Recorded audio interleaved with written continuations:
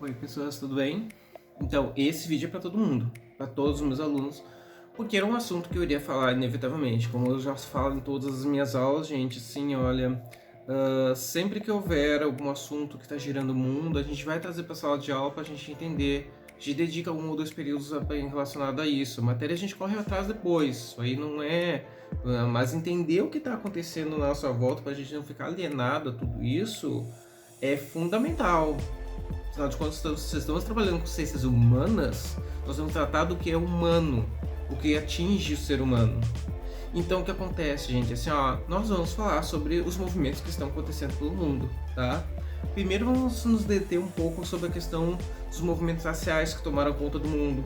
Por quê? Porque eles foram um grande marco histórico, tá? Que retornou, na verdade. O que é que acontece? Eu sei que não é meu lugar de fala, eu já falei isso várias vezes, mas como eu tenho que tratar isso em sala de aula, eu não posso ficar esperando, né, que eu consiga, mas ainda mais agora em tempos de pandemia, como é que eu vou chamar alguém para falar sobre isso agora? É complicado, né, mais, né? Então, o que vai acontecer, gente? Assim, vamos falar sobre o movimento Black Lives Matter, tá? Esse movimento, ele na verdade foi criado lá em 2016, lá atrás, né? Pelo mesmo motivo que está tudo acontecendo agora. Por que está acontecendo esses movimentos contra a discriminação racial no mundo agora, tá? Além de tudo que a gente pode falar, sabe? Basicamente, um homem chamado George Floyd, né? Ele vive em Minneapolis, Estados Unidos. Ele foi morto por um policial numa abordagem extremamente violenta. E ele foi morto com um joelho no pescoço dele e ele implorando para poder respirar. E ele dizia: não consigo respirar, não consigo respirar.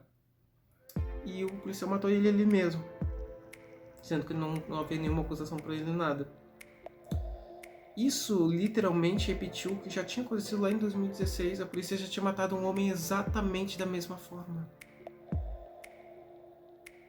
Um homem negro foi abordado agora por vários policiais, derrubaram ele e ele não conseguia respirar de novo. E nisso, gente, como é que tu lida com isso? Sabe? Na época, isso ocasionou manifestações por todos os Estados Unidos também. E a hashtag Black Lives Matter, Vidas Negras Importam, tomou conta da internet. Houveram manifestações pelo resto do mundo e tudo mais, né? E ok. Aí veio 2020 e a polícia americana fez de novo a mesma coisa. E é claro, os movimentos estouraram de novo.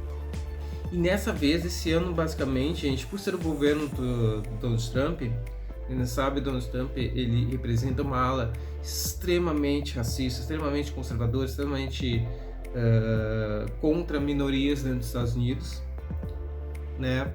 Esses movimentos ganharam mais força lá. Tanto que, inclusive, até vou deixar aqui para vocês verem, né, gente, assim, tem um grande marco histórico que os manifestantes chegaram a Washington e chegaram a invadir a Casa Branca. As luzes da frente da Casa Branca nunca haviam sido apagadas na história. Nunca. Isso nunca tinha acontecido.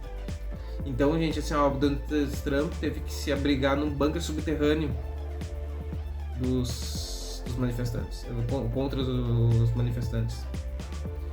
Isso é um marco muito grande. As pessoas no seu movimento social virando o jogo. Isso é realmente acho que a única coisa boa dessa história toda é as pessoas se darem conta que o poder está na mão do povo. Nós vamos falar sobre a questão do Black Lives Matter, mas sobre a questão da social.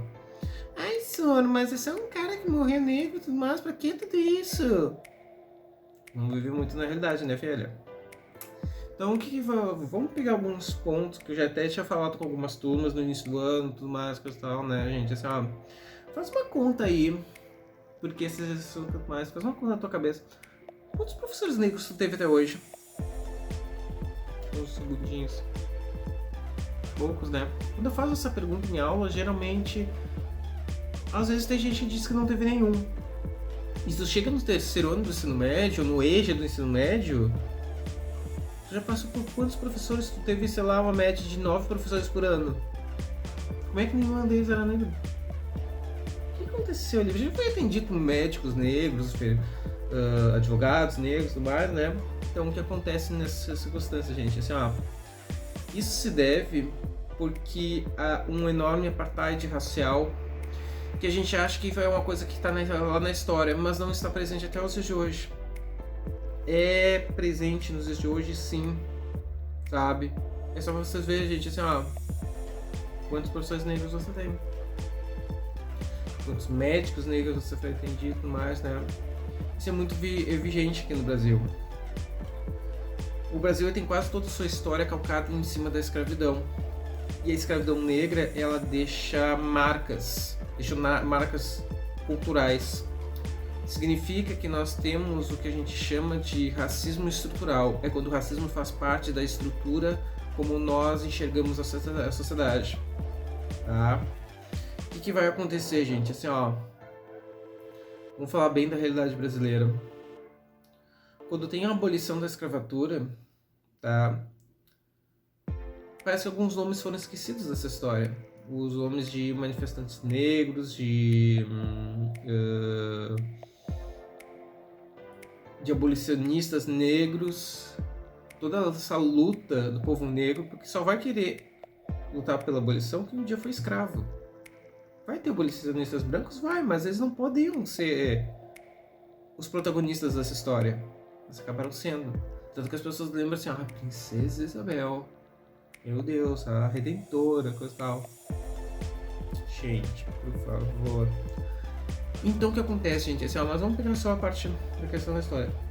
As pessoas, então, passam séculos e séculos e séculos sendo escravas, né? E a partir daí vem a abolição da escravatura e não há nenhum tipo de compensação pelo que aconteceu. Não há uma política social do governo de reintegração, de nenhum tipo de pagamento de ressarcimento pelos anos de exploração, pelo que foi tudo mais. Não, as pessoas foram jogadas ao léu. E se o Brasil ainda é um país muito racista, vocês imaginam isso no início do Império. As pessoas, será que conseguiram emprego, lugar? Porque não podiam mais ficar nas fazendas, né? Porque nas fazendas chegavam os imigrantes italianos, alemães para substituir aquela mão de obra. Então eles tiveram que ir para as grandes cidades e lá, será que conseguiram emprego? Não. E aí lá para as tantas, gente, essa galera ela vai ter que arranjar qualquer emprego mais. E qual foi o emprego que foram dados para elas? Os empregos que os brancos não queriam fazer. E aí então, gente, é por isso que a gente tem na nossa cultura achar que toda empregada doméstica é negra, que todo motorista é negro, que todo pedreiro, faxineiro, né? Que esses eram empregos da qual as pessoas brancas não queriam fazer. Então, jogaram para as pessoas negras. E isso perdurou durante séculos, décadas, até os dias de hoje. Por isso que muitas pessoas mais. Então, gente, quando alguém passa dessas fronteiras, tem que ser comemorado. Faz um curso superior, consegue se tornar professor, médico, diabo 4, seja lá o que for. Tem que ser comemorado. Tu tá ultrapassando uma barreira social que te foi imposta.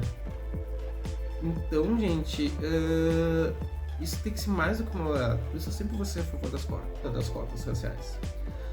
Mas ainda tem muito daquela coisa, gente. Tem sobre as questões também eugenistas.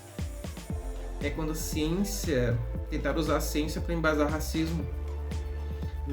Ainda no Brasil Império, alguns cientistas diziam que as pessoas negras eram inferiores.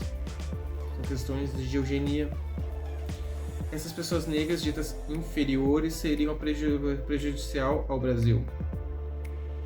E aí muita gente acreditou nisso, inclusive o governo brasileiro. Então, para evitar que o Brasil desse errado, que eles colocaram a culpa nos negros, né? É que veio que se começou então a grande vinda de imigrantes brancos. Já viu que sempre eram de nações brancas que vieram os imigrantes? Itália, Polônia, Alemanha, Japão, mais. E aí então o que acontece, gente? Assim, ó, A ideia era que essa galera embranquecesse o Brasil e aos poucos se acabasse então com as pessoas negras. Muito louco isso, né, gente? Muito louco. E isso, gente, embasou inclusive atitudes racistas que se incorporaram e tudo mais, porque aí então se aprovaram leis como, por exemplo, a lei de vadiagem, que se eu estivesse, sei lá, não fazendo nada, a polícia teria o direito de te prender por vadiagem. Quem que era preso por vadiagem? Quem que geralmente não tinha emprego? As pessoas negras. Também alguns elementos culturais dos negros também foram criminalizados. A religião, o samba foi criminalizado, gente. A capoeira foi criminalizada. Então, gente, assim, ó, o que acontece, gente? Assim, ó, a lei começou a colaborar com essa ideia a partir do momento que ela pega e começa a acreditar nessas coisas, e aí a população carcerária brasileira começa a ganhar uma única cor de pele por crimes que nem eram crimes. Vadiagem, poeira, tudo mais e tal. E infelizmente isso virou cultural, virou estrutural. É por isso que hoje nós temos o hábito de achar que o ladrão é sempre a pessoa negra. Ladrão, o drogado, não sei o quê. Porque isso se incorporou na maneira como a gente vê o mundo. Por isso o racismo é estrutural. A pessoa pode não se considerar racista todos os dias porque ela não xinga uma pessoa negra na rua. Mas o olhar dela está treinado para ver que a pessoa negra pode ser culpada daquilo que está acontecendo. Ela pode ter roubado, pode ter mentido, mas tal. Porque a estrutura da sociedade onde ela está vivendo colaborou por isso. Fez ela acreditar dessa maneira. Ela é criada desde pequena nessas pequenas mensagens que tu vai recebendo dos meios de comunicação, das novelas, dos filmes, coisa e tal. Por isso que representatividade também é muito importante. É por isso que nós temos que ter um Homem-Aranha negro. É por isso que nós temos que ter protagonistas negros em novelas, em filmes. Por isso que nós temos que ter pessoas negras apresentando o Jornal Nacional. Para a gente justamente quebrar com essa visão, né? E começar a tentar, levemente, rachar com essa maneira de ver o mundo. Aos poucos. E mesmo com esse trabalho, o que acontece? O policial negro vai lá e mata mais. Como também aconteceu no Brasil 2 semanas atrás, uma criança negra foi morta dentro da própria casa. Ela não estava na rua, não estava no mais, coisa tal. E a polícia invadiu a casa, matou a criança e sumiu com o corpo. Então, gente, assim, ó, o movimento Black Lives Matter nunca foi mais relevante do que agora. Não, sempre teve mais relevância do que agora. Então, gente, o movimento Black Lives Matter está aí para justamente a gente quebrar essas coisas que estão acontecendo. Eu peço perdão se eu invadir que eu não estou no meu lugar de fala, tá? Mas esse vídeo precisava chegar a todo mundo e essas questões a gente começar a pensar. Isso é só a ponta do iceberg, gente. Tem muito mais coisa para falar sobre o assunto, mas vamos deixar as coisas seguirem, tá bom? Então, marca aqui tudo mais, se tiver comentários, se tiver alguma dúvida, tudo mais, tá? E vamos seguindo, tá bom então? Até a próxima.